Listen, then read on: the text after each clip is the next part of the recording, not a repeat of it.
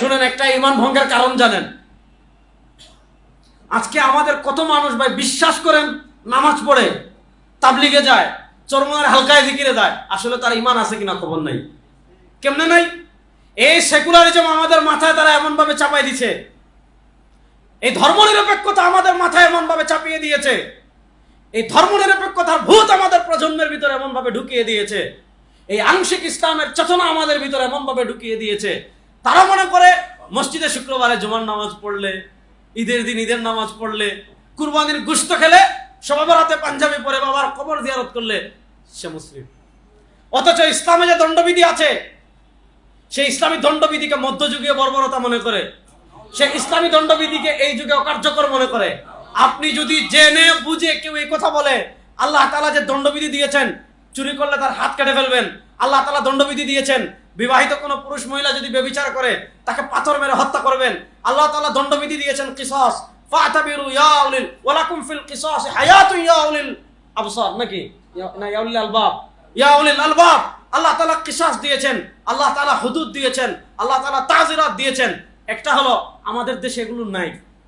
আমাদের দেশে এগুলো নাই কেন? কারণ চোরেরা আমাদের দেশে এগুলো চায় না। কারণ আমাদের দেশে যদি এগুলো বাস্তবায়ন হয়, আর কেউ ব্যাংক চুরি করতে পারবে? শেয়ার বাজার ডাকাতি করতে পারবে? দেশের টাকা বিদেশে পাচার করতে পারবে? উন্নয়নের কথা বলে রোডের বদলে বাঁশ দিতে পারবে? ইট চুরি করতে পারবে? গম চুরি করতে পারবে? তেল চুরি করতে পারবে? ভাই, যারা রাষ্ট্রের হাজার কোটি টাকা চুরি করতে চায়, যারা ব্যাংক ডাকাতি করতে চায়, যারা শেয়ার বাজার ডাকাতি করতে চায়, যারা রোডের বদলে বাঁশ দিয়ে টাকা চুরি করতে চায়, যারা রাষ্ট্রের হাজার কোটি টাকা চুরি করতে চায়, তারা কি কখনো ইসলামী দণ্ডবিধি চাইবে?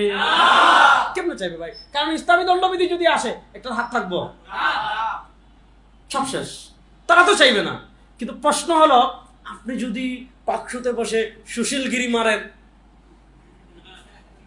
অথবা আপনি রাজনৈতিক নেতা হয়ে সুশীলগিরি করছেন যে আসলে তো এখন পৃথিবী অনেক এগিয়ে গিয়েছে, হাত কাটা চায়, এটা একটু যুক্তিতে ধরছে না, এ কথা বলতে দেরি আপনি বেঈমান হতে দেরি না, এ কথা বলতে দেরি আপনার ঈমান যেতে কিনা দেরি। এই ধরনের কত সুশীল আছে রাজনীতির কারণে ঈমান হারাই ফেলে, খবরও নাই।